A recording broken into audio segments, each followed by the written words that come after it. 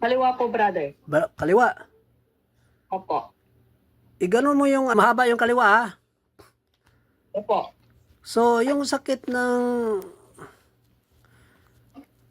bale, Dito. yung isang buwan ka na ano? Halos hindi makakain. Hindi makakain. Tapos, manginginig ka, nilagnat ka paghapon. Opo, brother. Sige, tingnan mo lang ha kung may makikita ka sa mamaya, pag sabi ko na pagpagpagin mo lang, pag ano mo no, galing ulo, dyan, sa liig, sa mata, sa kamay, sa tiyan, pagpag mo lang, pag sabi ko na pagpag, tapos,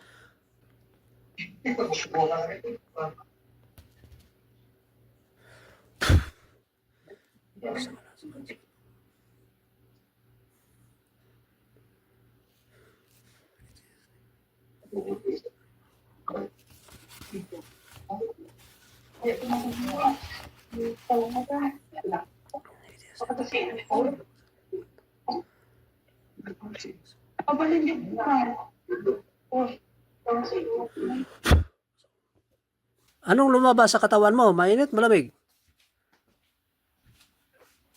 Maraming. O, sige, pagpag mo, sige. Pagpag mo.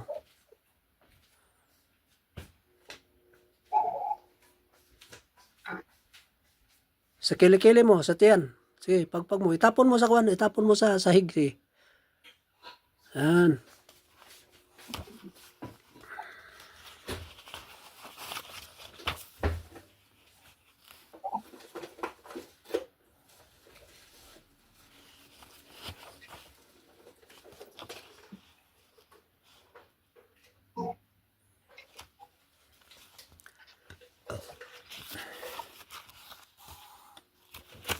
Humingi ka ng tawag, humingi ka ng tawad, tapos humingi ka ng kagalingan. Gagaling na yan, wala na yan.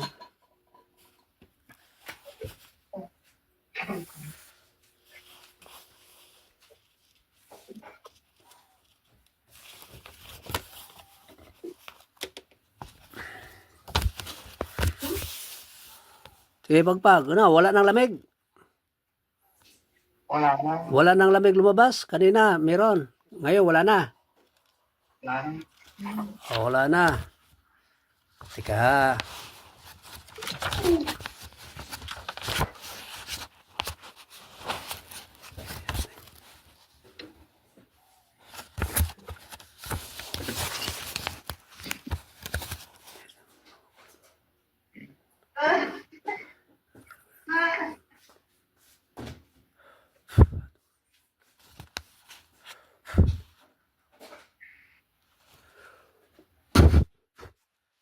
Eh, gising bro, gising bro.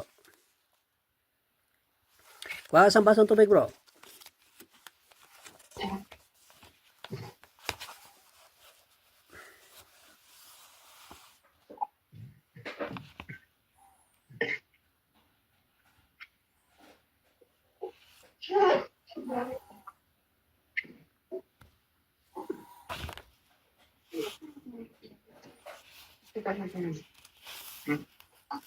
Bebe, gadasalan ko yung baso.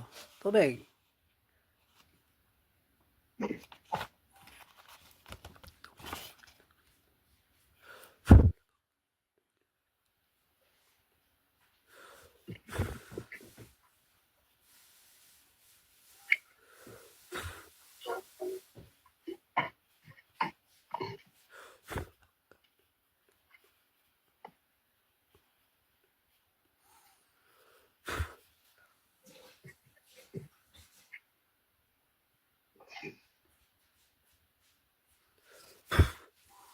Sige, inumin mo lang yung kalahati. Tapos, lasahan mo kung anong lasa. Normal, mapakla, mapait. Sige, lasahan mo ha. Kung normal na ba yung tubig. Normal naman. O, ibig sabihin, wala ka ng sakit spiritual. Tingnan mo yung daliri mo kung pumantay na ba. Pakita mo sa pamangkin mo.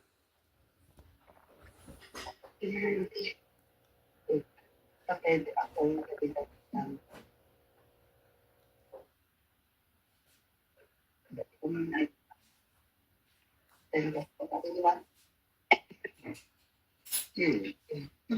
Okay na po, brother. Pantay na.